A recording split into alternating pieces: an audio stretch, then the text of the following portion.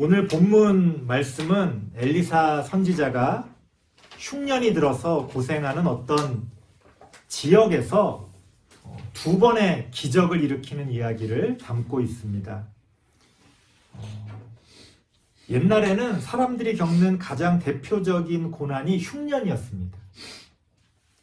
요즘에는 흉년이라는 말을 사실은 그렇게 쓸 일이 없죠. 간혹 이제 뉴스에서 올해는 좀 흉작이다 뭐 이런 말을 하더라도 이 도시에 사는 우리가 그렇게 피부로 느끼지는 못합니다. 마트에 가면 뭐 가격은 좀 차이가 있지만 먹을 것이 항상 넘쳐나지 않습니까? 그러니까 이 흉년이 어떤 고난인지 그렇게 와닿지는 않을 겁니다. 하지만 우리가 옛날 이야기들이나 이런저런 어떤 매체들을 통해서 겪게 되는 또 경험하게 되는 또 모습들을 보자면 그런 거예요. 가뭄이나 병충해 때문에 농사를 망치게 되면 당장 사람들이 먹을 것이 없어서 굶어 죽는 그러한 일들이 벌어지는 겁니다. 우리나라도 뭐 조선시대 때 그런 이야기들 많이 있잖아요. 꼭 흉년이 아니더라도 겨울이 되면 봄이 오기 전까지 보릿고개라고 해서 얼마나 많은 사람들이 어려움을 겪었습니까? 그래서 성경에 나오는 흉년이라는 건 어떻게 보면 우리 사람들이 겪을 수 있는 가장 대표적인 그런 고난을 상징하고 있다? 그렇게 생각해 보면 좋을 것 같습니다. 오늘날 우리가 예전 같은 흉년을 겪는 것은 아니지만 마치 그런 흉년과 같은 다양한 고난을 오늘날에도 우리가 맞닥뜨리게 된다는 겁니다. 그래서 오늘의 관심은 이겁니다. 그런 고난을 우리가 겪게 됐을 때 그런 고난 앞에서 우리가 그 고난을 어떻게 이겨낼 수 있을까? 오늘 여러분과 함께 나누고 싶은 이야기는 바로 거기에 있습니다. 고난을 이겨낸다 라는 이 말에는요, 두 가지 의미가 포함되어 있어요. 하나는 우리가 고난을 딱 당하게 됐을 때 그것을 잘 견디고 그것을 극복한다는 거예요. 그게 고난을 이기는 거죠. 그런데 또 다른 하나의 의미가 있습니다. 뭐냐면 그런 고난이 오지 않도록 미리 이렇게 예방하는 거예요. 과거에 그 조선시대나 이런 고대 또 사회에서도 보면은요, 왕이 해야 될 가장 큰 역할로 치수 사업을 이야기했어요. 치수라는 건 말 그대로 다스릴 치의 물수, 물을 다스린다는 거예요. 왜냐면 뭐 여름에 우리나라 같은 경우에 막 물난리 많이 나잖아요. 그러니까 그 물을 잘 다루지 않으면은 많은 사람들이 어려움을 겪으니까 그것을 잘 미리 물난리가 나지 않도록, 홍수가 나지 않도록 그 물 관리를 잘 하는 거예요. 하천 주변을 잘 정비하고 뭐 필요하다면 댐을 쌓기도 하고 그렇게 하는 겁니다. 미리 예방하는 거죠. 그것도 이겨내는 거예요. 그런 일이 벌어지지 않도록, 그렇게까지 큰 어려움이 우리에게 닥치지 않도록 미리 예방하는 것도 우리가 이겨내는 거다. 그렇게 말씀드릴 수가 있습니다. 그래서 우리가 이러한 고난을 어떻게 이겨낼 수 있을까? 오늘 설교의 제목이 그래서 고난을 이기는 신앙입니다. 많은 신앙의 종류들이 있는데 고난을 극복하고 예방해주는 그러한 신앙의 모습이 있다는 거예요. 오늘은 두 가지 정도 그런 신앙의 모습을 함께 살펴보려고 합니다. 먼저 40절, 41절 말씀을 우리가 살펴볼 텐데요. 방금 전에 40절은 읽었으니까 41절만 같이 한번 읽어보겠습니다. 성경을 봐야 합니다. 우리 화면에는 없고요. 41절 같이 한번 읽겠습니다. 시작. 엘리사가 이르되 그러면 가루를 가져오라 하여 솥에 던지고 이르되 퍼다가 무리에게 주어 먹게 하라 하매 이에 솥 가운데 독이 없어지니라. 아멘. 하나의 기적을 우리에게 이야기해주고 있습니다. 뭐예요? 흉년이 들어서 먹을 게 없는데 어떻게든 먹어야 되잖아요. 그래서 과거에 옛날에도요, 먹을 게 없으면 산에 가가지고 이것저것 가져다가 그냥 끓여서 먹는 거예요. 자, 그렇게 가져다가 막 먹다 보면 어떤 일이 벌어져요? 먹으면 안 되는 게 들어가는 경우가 생기죠. 그걸 뭐 우리가 다 비슷비슷하게 생겼으니까, 전문가가 아니니까 이게 뭐 먹어도 되는 건가 안 되는 건가 모르다 보니까 배는 고프고 그냥 막 가져다가 끓여서 먹다 보면은 탈이 나게 되는 겁니다. 때로는 탈로 끝나지 않고 죽음에 이르기도 합니다. 독이 있다고 우리가 흔히 이야기하는 거죠. 오늘 성경에서도요, 그런 이야기가 나옵니다. 그렇게 뭔가를 끓여서 먹어야 되는데 한 사람이 아마도 먹으면 안 되는, 오늘 성경에는 뭐 들호박이라고 번역을 했는데 실제 어떤 건지는 정확히 알지 못해요. 그냥 먹을만하게 보이는 그런 것들을 누가 가져다가 넣었는데 먹으면 안 되는 거였던 겁니다. 딱 먹는 순간에 사람들이 느꼈어요. 뭐가 막 혀가 따갑고, 여기 우리가 먹으면 안 되는 죽음의 독이 있습니다. 이렇게 사람들이 이야기했습니다. 엘리사 선지자가 어떻게 합니까? 가루를 가져다가, 여기서 가루라는 건 곡식가루를 얘기해요. 오늘날로 치면 밀가루나 쌀가루 같은 그런 곡식가루를 가져다가 솥에 던지자 독이 없어졌다는 거예요. 이건 어떤 과학을 얘기하는 건 아닙니다. 뭐 독이 있는데 거기다가 뭐 어떤 가루를 집어넣는다고 해서 독이 없어지지는 않겠죠. 뭐 특별한 해독제가 아닌 이상은, 여기서는 지금 과학을 얘기하는 게 아니라 하나님의 능력으로 우리가 먹을 수 없는 독이 하나님의 능력에 의해서 없어졌다는 거예요. 하나님은 우리의 삶 가운데서 그런 독과 같은, 우리를 해치는 것, 우리가 먹으면 안 되는 그것을 하나님께서 없애 주신다는 겁니다. 그래서 고난을 이기는 첫 번째 신앙 뭐냐면요, 회복의 신앙입니다. 회복시키는 거예요. 독이 들어가서 먹을 수 없는 그 음식을 먹을 수 있도록 회복시키는 거죠. 구체적으로 오늘날 무엇을 회복해야 한다는 말일까요? 성경을 한번 찾아보겠습니다. 잠언 10장 6절입니다. 구약성경 잠언 10장 6절입니다. 구약성경 921페이지쯤 됩니다. 921페이지. 구약성경 921페이지. 잠언 10장 6절 말씀을 같이 한번 읽어볼게요. 시작. 의인의 머리에는 복이 많아 악인의 입은 독을 머금었느니라. 무슨 얘기예요? 독이라는 것은, 악인의 입에서 나오는 독이라는 것은 무엇을 얘기하는 걸까요? 거짓말을 얘기해요. 거짓말. 거짓말이, 그 거짓이 우리에게, 우리의 삶에 독이 될 수 있다는 거예요.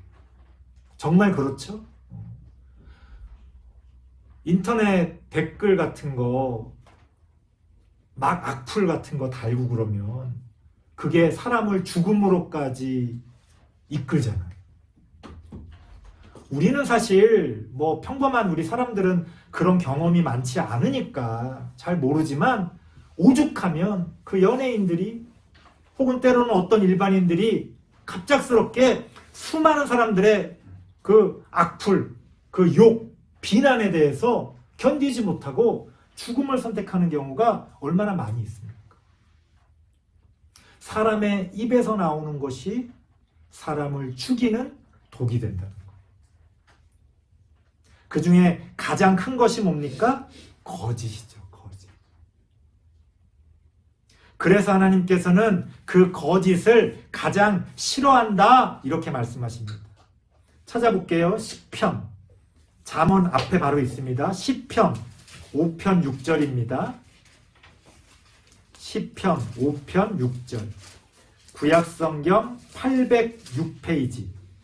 구약성경 806페이지. 시편 5편 6절입니다.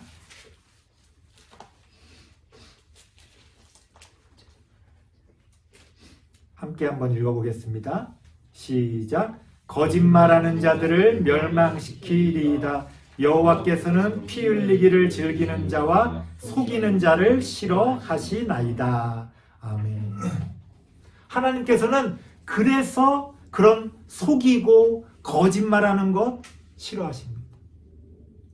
신약 성경에 보면 찾아보진 않겠지만 성경에서는 곳곳에서요, 우리가 사탄, 마귀라고 이야기하는 그들의 속성을 뭐라고 말합니까? 속이고 거짓말하는 거라고 얘기를 해요. 그러니까 우리가 이 세상에서 어떤 악한 마귀의 역사가 이렇게 일어난다라고 할 때 그거는요, 다른 어떤 것보다도 거짓말하는 거예요. 남을 속이는 겁니다. 우리가 거짓을 피해야 하는 이유는요, 그걸 하나님이 싫어하기 때문이기도 하지만 그것이 우리 삶에 독이 되기 때문에 그렇습니다. 거짓말은요, 우리의 삶을 파괴합니다. 너무 극단적으로 느껴지나요? 아니요. 한번 예를 들어보겠습니다. 거짓말인데 누군가에게 위로가 되고 힘이 된다면 그 거짓말은 좋은 겁니까? 나쁜 겁니까? 거짓말인데 그 사람이 듣기 좋아해. 그 사람에게 힘이 돼. 위로가 돼. 좋을까요? 나쁠까요? 당장은 좋은 것처럼 느껴질 수 있어요. 그냥 지금 당장은. 하지만 시간이 흐르다 보면요, 그것이 거짓말인 게 밝혀졌을 때 더 큰 아픔을 겪게 되죠. 또는요, 그 거짓말이 또 다른 거짓말을 낳아서 우리의 삶을 더 피폐하게 만듭니다. 거짓말은요, 어떠한 경우에도 좋을 게 없어요. 오해하지 마십시오. 뭐 우리가 살면서 막 요만큼도 거짓말하지 말아라 그런 뜻이 아닙니다. 뭐 우리가 이렇게 대인관계에서 그냥 예의를 차리기 위해 소소하게 뭐 그것도 거짓말이라고 하면 참 빡빡합니다만 거짓말할 수 있죠. 뭐 아름다우십니다. 사실 뭐 그렇게까지 아름답진 않은 것 같은데도 그냥 이렇게 얘기하잖아요. 전에 한번 카페에 앉아 있는데 그 어떤 아줌마들이 모임을 갖더라고. 깜짝 놀랐어. 만나자마자 서로 막 너 이뻐졌다 뭐 막 그러는데 내가 볼 때는 하나도 안 이쁘거든. 서로 그냥 뭐 막 얘기하는 거야. 근데 그런 거 좋잖아요. 서로 이렇게 칭찬하고 하는 게 얼마나 좋습니까? 그거를 거짓말이라고 말한다면 너무 빡빡하죠. 요만큼도 진실만을 말해라 그런 뜻으로 말씀드리는 게 아니라 이런 거예요. 자기 이익을 위해서 거짓말하는 거. 남을 해치기 위해서 거짓말하는 거. 또 이런 것도 있어요. 쓸데없이 불필요하게 괜히 거짓말하는 사람들이 있어요.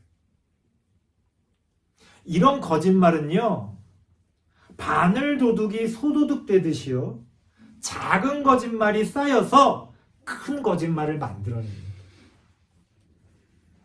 그리고 우리의 인격에도 좋지가 않아요.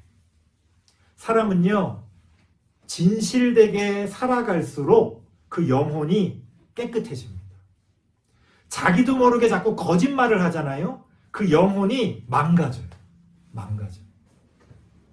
가장 좋은 건 거짓말 안 해도 되는 세상을 만드는 거예요.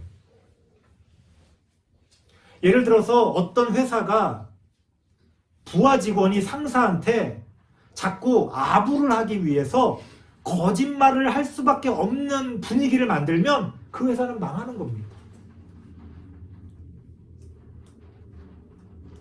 솔직하게 말할 수 있는, 거짓말 안 해도 되는 분위기를 만들어야 그 사회가 건강한 거죠.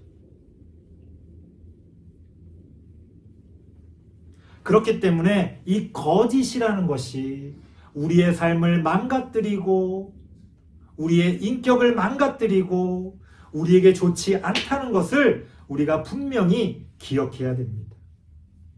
그래서 우리가 고난을 극복하고 예방하기 위해서는요, 참 놀랍게도 그 거짓된 삶을 진실한 삶으로 회복해야 돼요.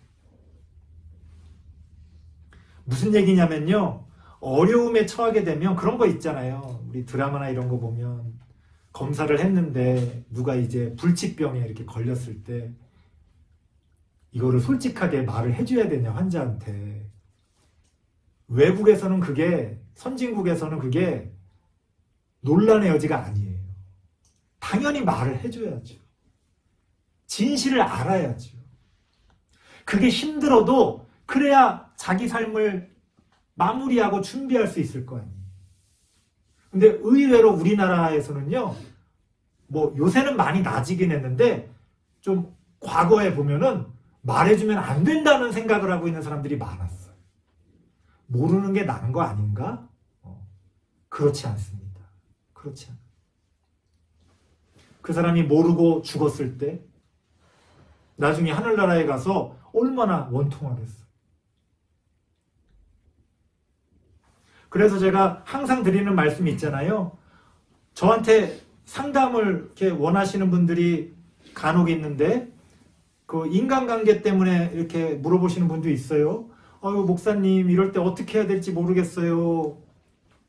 제가 가장 많이 해주는 대답이 뭐라고 그랬습니까? 어떻게 말해야 될지 모르겠을 때는 솔직하게 말해라. 말을 하지 말든지 말을 할 거면 그냥 솔직하게 말하라는 거예요. 괜히 어설프게 거짓말하다 보면 내 의도와는 상관없이 더 상황이 악화됩니다. 악화돼. 말을 하지 말든지 할 거면 그냥 솔직하게 말하는 게 가장 좋다. 물론 뭐 똑같은 말도 우리가 지혜롭게 해야 되겠지요. 날카롭게 하는 게 아니라 지혜롭게 해야 되겠지만 그래도 가장 좋은 것은 솔직하게 말하는 거다.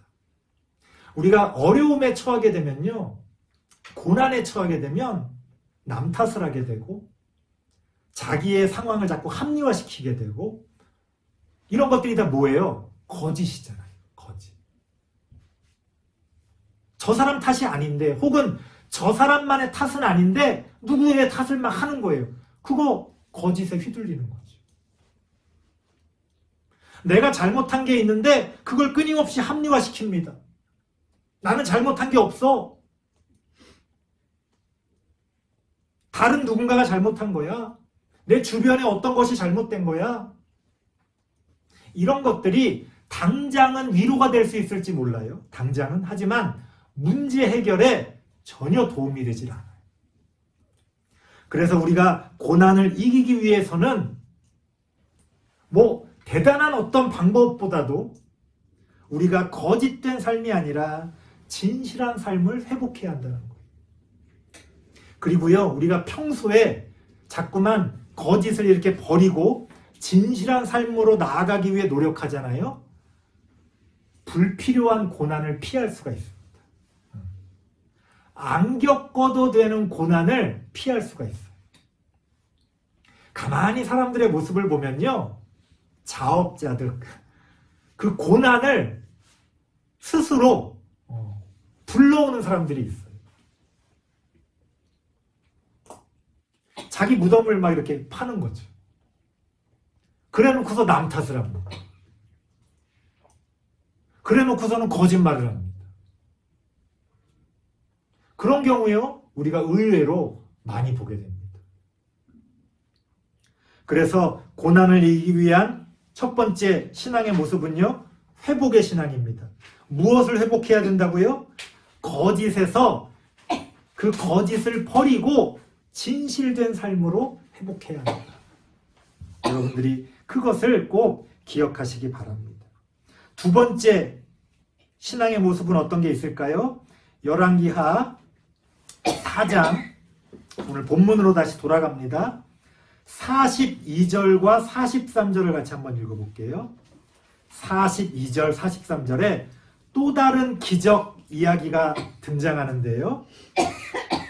한번 읽어봅시다. 열왕기하 567페이지예요. 567페이지 42절, 43절 같이 읽겠습니다. 시작. 한 사람이 바알 살리사에서부터 와서 처음 만든 떡, 곧 보리떡 20개와 또 자루에 담은 채소를 하나님의 사람에게 드린지라. 그가 이르되 무리에게 주어 먹게 하라. 그 사환이 이르되 내가 어찌 이것을 100명에게 주겠나이까 하나. 엘리사는 또 이르되 무리에게 주어 먹게 하라. 여호와의 말씀이 그들이 먹고 남으리라 하셨느니라. 아멘. 고난을 이기는 신앙 두 번째는요, 나눔의 신앙입니다. 나눔의 신앙. 오늘 본문에 나오는 이러한 나눔의 기적, 어디서 많이 보셨죠? 신약 성경에 복음서에 보면 오병이어의 기적 나오잖아요. 보리떡, 물고기. 오늘 여기서는 채소가 나옵니다만 오병이어의 기적, 5,000명을 먹였다는 이야기지요. 제가 신학을 공부할 때 이제 성경을 보면서 배웠던 것 중에 그런 게 있어요. 의외로 이 오병이어의 기적이 중요하다는 거예요. 그래서 이게 왜 중요하냐? 신학적으로 봤을 때 오병이어의 기적은요, 우리 사복음서가 있잖아요. 마태, 마가, 누가, 요한. 같은 복음서인데 굉장히 많은 차이가 있어요. 그런데 놀랍게도 이 복음서에 기적 이야기가 많이 나오잖아요. 이 사복음서에 공통적으로 나오는 기적 이야기는 딱 하나예요. 그게 오병이어의 기적. 의미가 있죠. 어떤 의미가 있죠. 왜 이 오병이어의 기적이 이렇게 모든 복음서에, 모든 사람들에게 들려지는 그런 어떤 가치를 가지고 있었을까? 여기에 대해서도 여러 가지 할 말이 많이 있습니다만 중요한 것은 오늘 본문에 나오는 이야기도 바로 그러한 오병이어의 기적 같은 내용을 담고 있다는 거예요. 여기서 우리가 알 수 있는 것은 뭡니까? 하나님이 그렇게 우리를 먹이신다. 하나님은 그렇게 대단한 능력이 있다. 그것이 아니라 어떤 한 사람이 자기가 가지고 있는 것을 하나님께 드렸는데 그것을 나눌 때에, 나누어지고 나눌 때에 수많은 사람이 먹고도 남았다는 거예요. 나눔의 기적이죠. 나눔의 기적. 단순히 하나님이 어떤 마술 같은 기적을 행하신 것이 아니라 우리가 우리의 삶 가운데서 우리의 것을 나눌 때에 그 가운데서 기적이 일어난다는 거예요. 그게 하나님이 우리에게 주시고자 하는 메시지입니다. 하늘에서 뭐가 뚝 떨어지는 것이 아니라 우리가 가진 것을 서로 나눌 때에 그 나누는 과정을 통해 우리가 상상할 수 없는 놀라운 기적의 역사가 일어난다는 거예요. 그러면 나눔의 신앙은 무엇을 나누는 것일까요? 당연히 내가 가진 것을 나누는 거죠. 그런데 여기서 주목해야 될 거는요, 사실은 이겁니다. 오병이어의 기적도 그렇고요, 오늘 본문 말씀도 그렇고요, 나눌 때에 내가 가지고 있는 것 중에서 일부를 나눈 게 아니에요. 처음의 시작은요, 자기가 가지고 있는 것을 다 하나님께 드립니다. 나의 전부를 나누는 거예요. 이게 무슨 의미가 있냐면요, 오해하지 마세요. 여러분이 가진 것을 뭐 당장 다 나눠줘라, 그런 말씀 드리려는 게 아니라 내가 가지고 있는 것 가운데서 일부를 나눴다고 해서 그게 성경이 말하고 있는 나눔이 아니라는 거예요. 우리가 이렇게 어려운 사람들 좀 이렇게 도와주는 거 가지고 아유, 나는 말씀대로 그래도 살고 있지. 하나님의 말씀은요, 항상 우리가 생각하는 것보다 더 크고 더 깊습니다. 당연히 내가 가지고 있는 것 중에서 우리가 나눌 수 있는 걸 나누는 거 좋은 일이지요. 제가 말씀드리고 싶은 건 성경이 말하는 나눔의 기적이라는 건 단지 그저 우리가 가지고 있는 걸 조금씩 나눈다고 해서 일어날 수 있는 기적이 아니라는 거예요. 내가 가지고 있는 전부를 나눠줄 때 일어날 수 있는 기적이라는 거예요. 그러면 내가 가지고 있는 전부를 나눈다는 게 뭘까요? 우리가 공산당처럼 다 모든 것을 똑같이 바쳐가지고 똑같이 나눌 수는 없잖아요, 현실적으로. 성경이 말하고자 하는 거는요, 성경이 말하고자 하는 것은 성경이 이러한 이야기를 통해서 우리에게 말씀하고자 하는 것은요, 나의 것을 다 나누고자 하는 마음이 중요하다는 거예요. 하나님은 우리의 무엇을 보신다고 말씀하십니까? 중심을 보신다고 말씀하시죠. 중요한 것은 우리가 다른 사람과 나누고자 하는 마음입니다. 예를 들어서 이런 거예요. 그럴 때 있잖아요. 어떤 어려운 사람을, 우리가 너무 안타까운 사람을 봤을 때 정말 할 수만 있다면 내 것을 다 주고 싶어. 할 수만 있다면. 그런 마음이 들 때가 있잖아요. 할 수만 있다면 다 주고 싶어.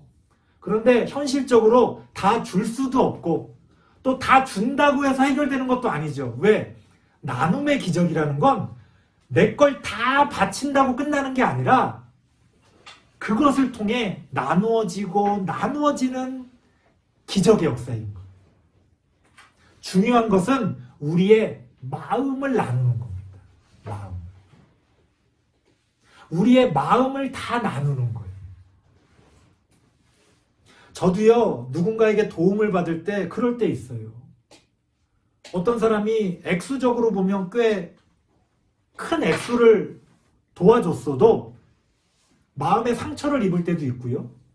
기분이 나쁠 때가 있어요.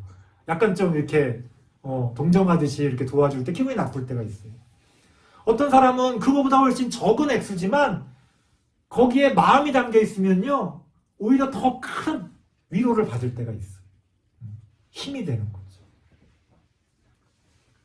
단지 얼마를 나눠줬다, 몇 퍼센트를 나눠줬다, 그런 얘기를 성경이 하고 있는 게 아니라는 거예요. 이런 마음을 다른 식으로 표현하면 이렇습니다. 남을 나처럼 생각하는 마음을 가져야 한다는 거예요. 이런 얘기가 있죠. 고통을 나누면 반이 되고 기쁨을 나누면 배가 된다. 그런 말이 있죠. 참 놀랍죠? 그냥 마음을 나눴을 뿐인데 고통이 반으로 줄어요. 그냥 마음을 나눴을 뿐인데 기쁨이 2배로 늘어납니다. 기적이죠, 기적. 기적. 이게 기적이 아니면 뭐가 기적입니까?